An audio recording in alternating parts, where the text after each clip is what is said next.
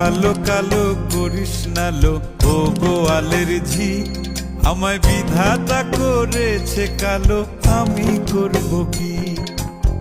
এক কালো যমুনার জল সর্বপ্রাণী খায়, আর এক কালো আমি কৃষ্ণ সকল রাধে চাই। এই কথা শুনিয়া কানাই বাঁশি হাতে নিল, সর্প হয়ে কালো বাঁশি রাধেকে দংশিল।